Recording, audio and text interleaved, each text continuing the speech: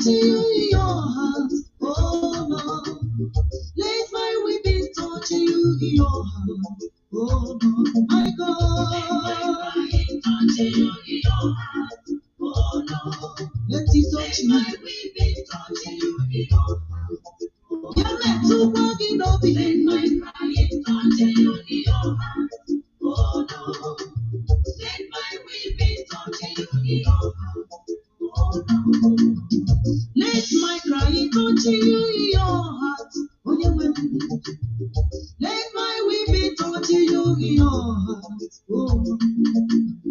Let my crying turn to you in your heart, oh Lord. Let my weeping turn to you in your heart, oh Lord, my God. Let my crying turn to you in your heart, oh Lord. Daddy, let my weeping turn to you in your heart. Yeah, me too, buggy, no. Let my crying turn to you in your heart, oh Lord. Oh yeah, when we let my weeping turn to you in your heart. Oh yeah, when we go, Sanu, Biko. Turn to you in your heart, oh Lord. Daddy, let my weeping turn to you in your heart, oh Lord.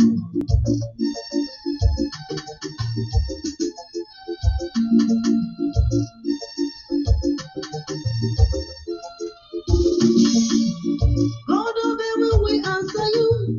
God of heaven, we answer you. God of heaven, we answer you. God of heaven, we answer you. Stand still, don't shake. Oh God of heaven, still, don't shake. Oh God of heaven, we answer you. God of heaven, we answer you. We answer you.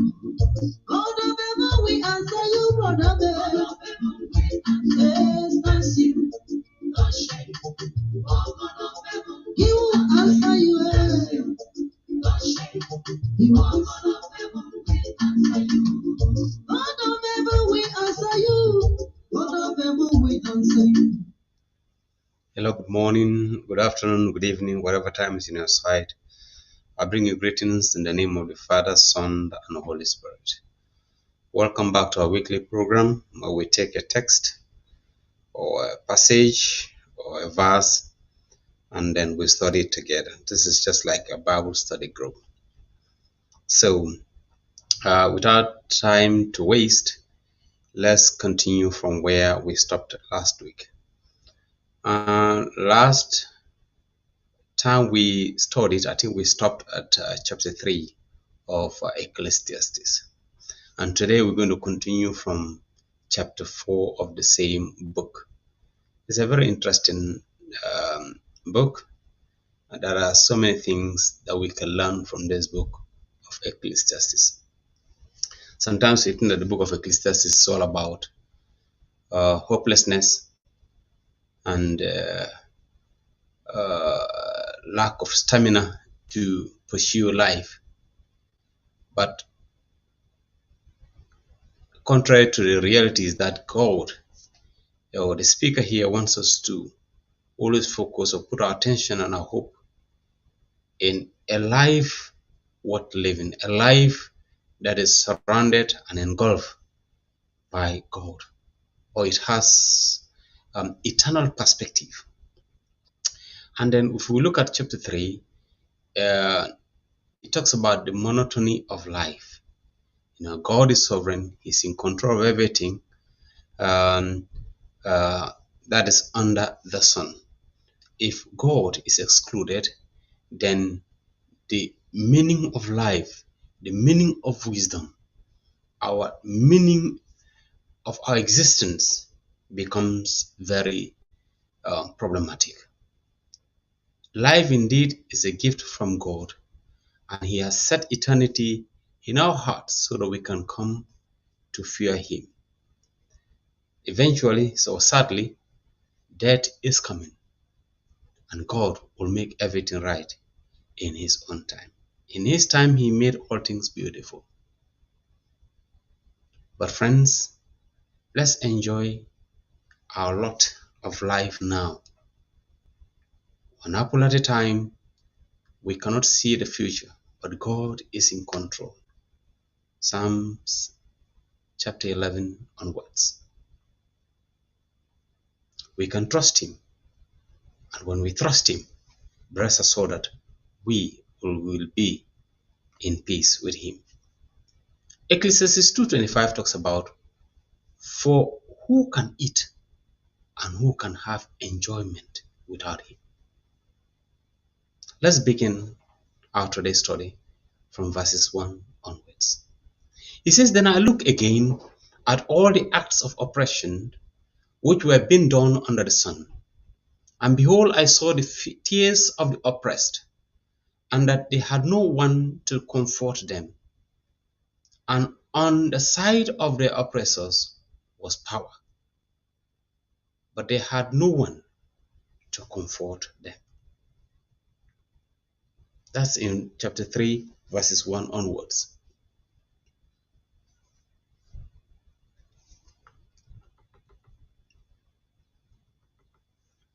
And in chapter 4, verses 1, just like I read, it says, Colette observes real life and finds it is anything but monotonous and meaningless. It is marked by oppression, innocent people being kept down by unjust use of force or authority. I have mine and you can't have it. You have yours and I want it. Pain, sorrow, and hopelessness in the lives of the victims. No one to bring comfort to them. Who can eat and who can have enjoyment without him? And in verses 2, he talks about, so I congratulated the dead who are already dead, more than the living who are still living. But better off than both of them is the one who has never existed, who has never seen the evil activity that is under the sun.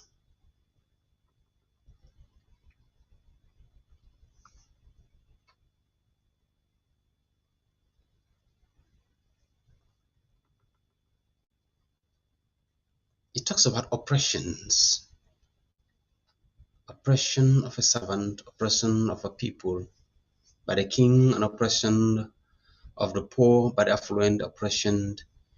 Wow, there's so many oppressions here in this book so far.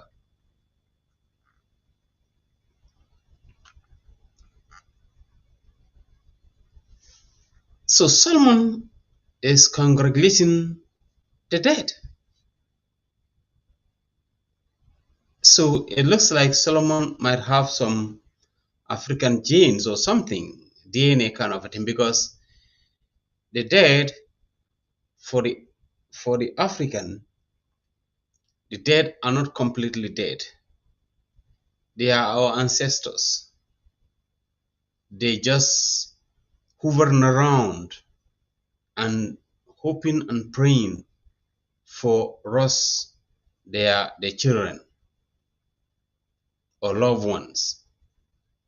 So Solomon says, congrats to the dead.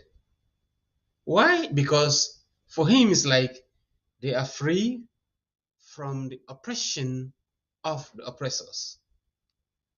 It says, not negative, just realistic, considering that this life was not widely considered the prelude to eternity in heaven.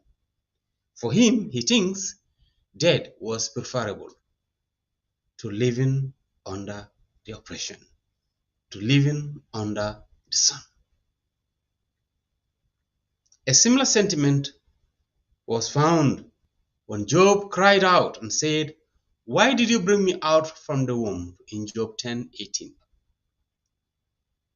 Those who die or who never existed me so much toil and oppression, trouble, headache, misery, injury, and suffering. All the evil works of who? Of sinful man. And in verse 4, he talks about, I have seen that every labor and every skill which is under the result of rivalry between a man and his neighbor, this too is vanity and striving after wind. In life, some are industrious, which brings about competitions and jealousy and envy. Competition can bring out the best in all, but too many cheat. They steal, they destroy. To win, some even want to go through the shortcut to win at all means, at all cost. How much injustice is produced by envy and jealousy? So much time, energy, pain is wasted in getting it. The industrious man often thinks that money will bring him peace, but he leaves himself no time to enjoy it. The fool folds his hands and consumes his own flesh. Look around, some are lazy, which is foolishness. Folding of hands is an expression of laziness, yet laziness leads to destruction. Consumes his own flesh is to destroy yourself, your health, your dignity, and sanity. The desire of the sluggard puts him to death, for his hands refuse to work, in Proverbs 21:25. And in verse 6 says, one hand full of rest is better than two fists full of labor and striving after wind. Look around. Some are balanced. Here is the man who is productive in his work, but also takes time for quietness. And in verse 7, then I looked again at vanity under the sun. There was a certain man without a dependent, having neither a son nor a brother, yet there was no end to all his labor. Indeed, his eyes were not satisfied with riches, and he never asked, and for whom am I laboring and depriving myself of pleasure? This too is vanity, and it is a grievous task. Some are independent, alone, no dependents, wanted no help, a man never satisfied, always wanting more, never asking, for whom am I doing this labor? Why am I sacrificing the joys of life to amass more money? What happens to all I am accumulating when I'm gone? These are the questions one needs to be asking. There was a certain man without dependent, having neither a son nor a brother, yet there was no end. Friends, there is some who are independent. God blesses man with labor to earn what he needs to provide for himself and his family. To balance his time and to resource to enjoy his gift of life for the purpose of rest and peace. This man was hopelessly unbalanced. His life was truly meaningless, a miserable business. Friends, there are two things that we need to consider here, or the author is trying to communicate to us here. He says we need to get the most out of this brief life under the sun. First, we need to build significant relationships. And second, we need to stop seeking wisdom. We need to stop seeking wisdom. But wisdom that is consumed by God should be assured for, should be looked after. He says, success, man's wisdom. What is success without God? Bringing value to self. I must increase, you must decrease. Oppression, competition, convulsiveness. But in the opposite, when we give our life to God to engulf us with His love, brings about real wisdom, brings about I must decrease and you must increase. That brings about loving, peace, contentment, and eventually eternal life. It talks about the monotony of life. Life is monotonous. build relationships. God created man for relationships, for he says it is not good for a man that he should be alone in Genesis 2:18. Made in God's own image, only in relationship can we manifest some of God's most precious attributes like love, grace, mercy, kindness, goodness, and forgiveness. In these relationships, the motto will be, we will be there when we are in need. We should be honest. We'll give good counsel when the need arises. No wonder in Proverbs 27 verse 17a, it talks about iron sharpening iron. So a man sharpened in the countenance of his friend. In other translations says, iron sharpens iron, and one man sharpens another. The monotony of life. Two are better than one because they have a good return for their labor. For if either of them falls, the one will lift up his companion. But woe to the one who falls when there is not another to lift him. Friends, relationships are important. All that God is doing here is all about restoring us back to Him. This involves relationships. But before we go further, let me try to do a recap here. It says in verse 1, then I returned and considered all the oppression that is done under the sun, and looked the tears of the oppressed, but they have no comforter. On the side of their oppressors there is power, but they have no comfort. I return and consider all the oppression that is done under the sun. After a brief flirtation with hope, here the speaker, the preacher, once again turned to despair at the end of Ecclesiastes chapter 3. When he considered the problem of injustice, continuing with the idea, he then considered all the oppression that is done under the sun. He talks about compassion for the oppressed is common in the Old Testament.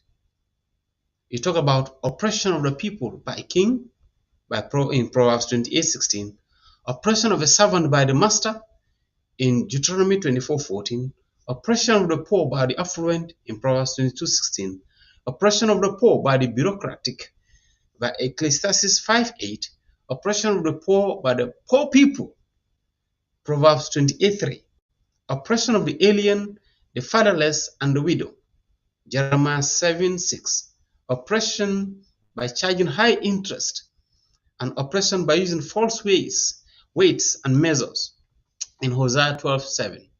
Says the tears of the oppressed, but they have no comfort. Here he's thinking that the painful and tearful feel lives of the oppressed in an under the sun world where life is all there is. Men and women give up. No account for their lives in a world to come. But the tears of the oppressed are especially bitter, and they have no comfort. The tears of the oppressed, the tiny children, the terror-stricken fugitives from the Turk, the European trader, the drunken tyrant of the home, though all the centuries' tears have flowed, enough to float a navy. It says, because of oppression and sadness, man is better off dead. So with all this oppression, both from the rich, from the poor, from the affluent, everybody is being oppressed. So for this writer, he thinks there is no chance of hope here.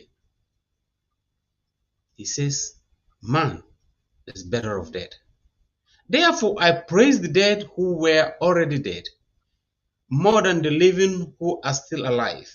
Yet better than both is he who has never existed, who has not seen the evil work that is done under the sun. So for him, because to avoid all these evil deeds, hopelessness, despair, sorrow,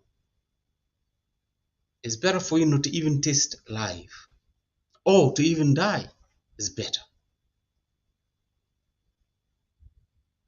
Dead here is an interesting phrase. This could imply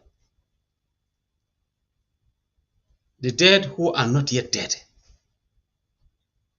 You can be living and yet still alive, and still dead and walking in the streets. It says the dead who are already dead.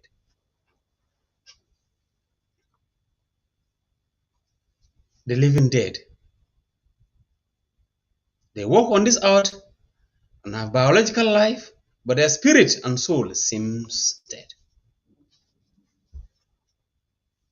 Bittersweet accomplishments.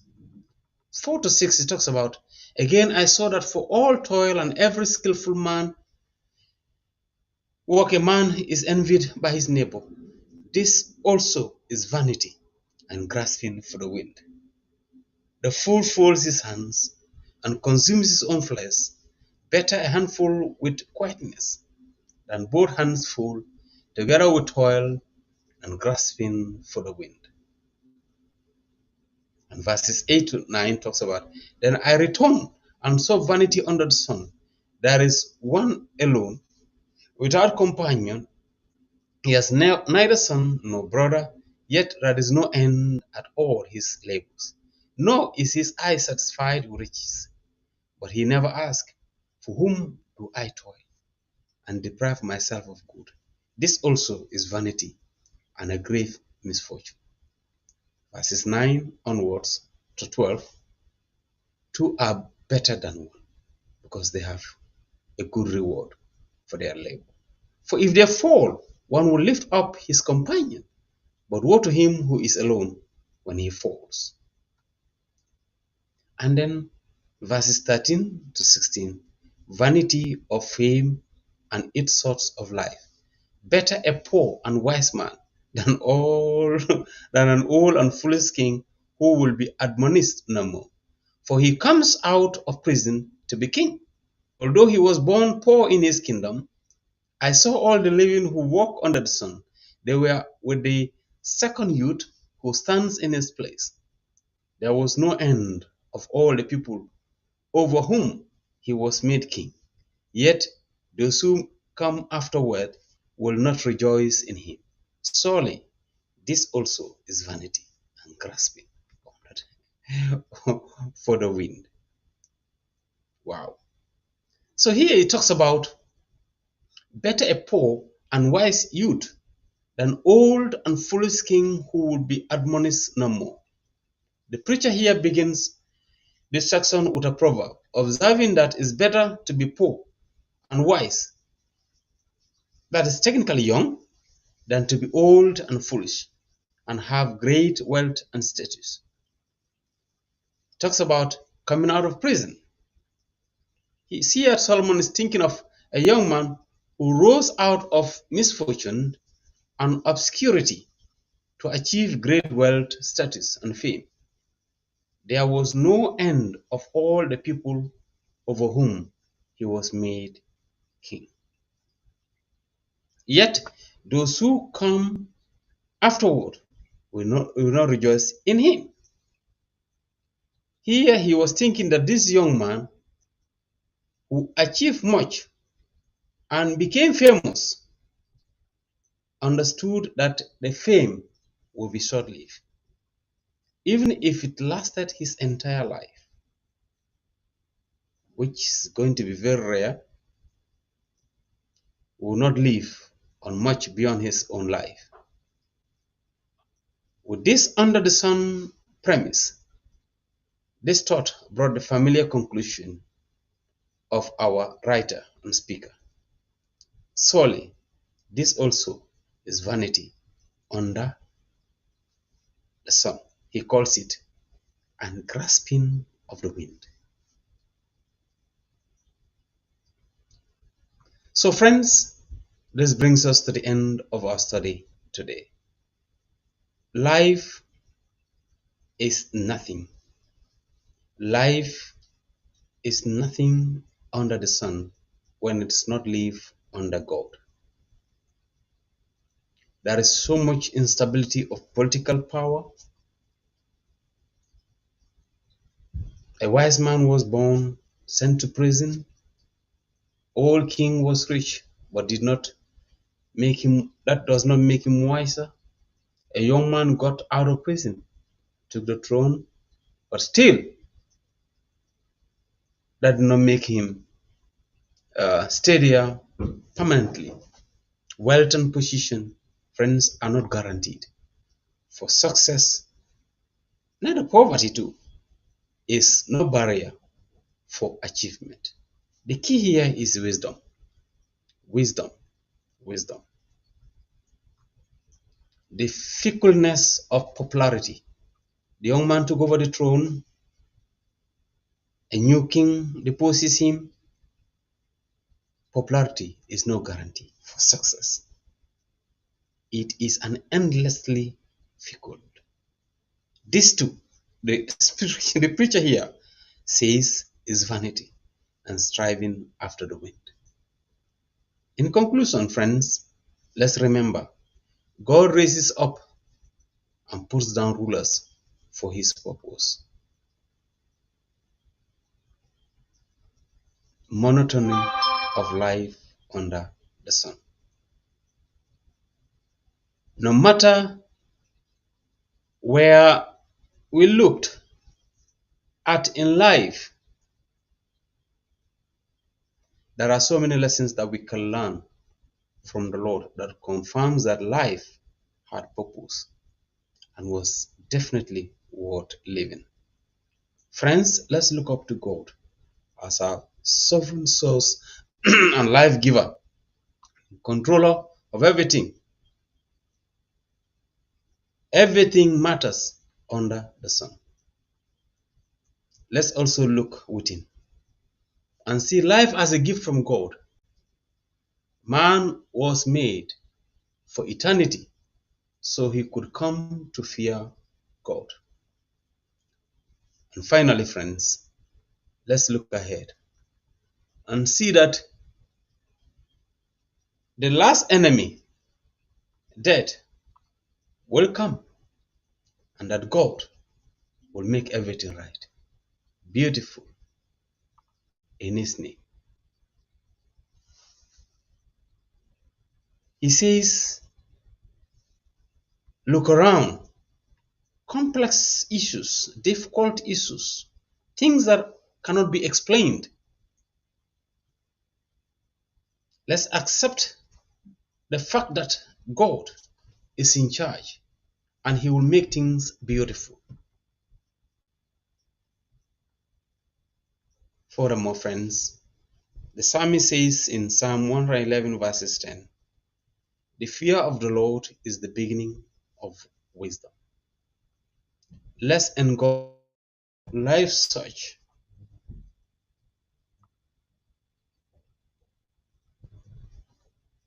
with God. Let's engulf our life search to him. Let's engulf it to him. Let's give it to him so that God controls it. God take charge of it. And in that, we will have a meaningful life.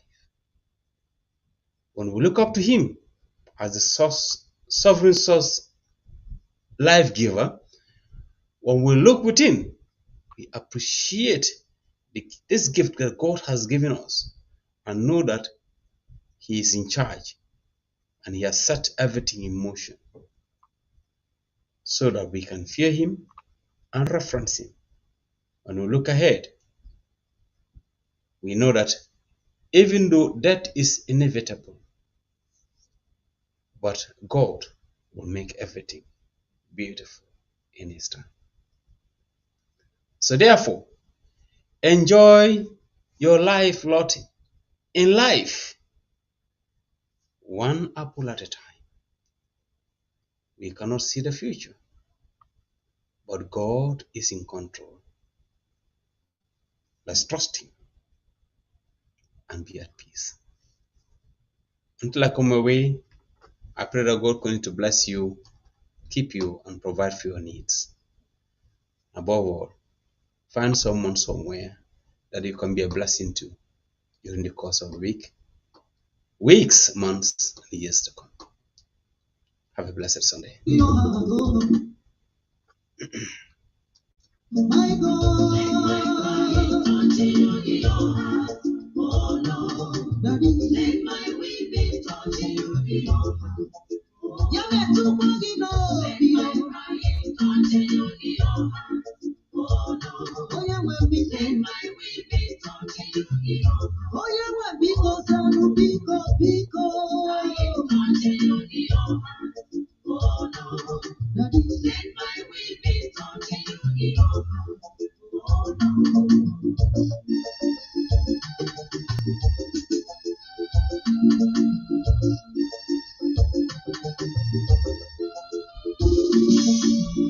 God of heaven, we answer you.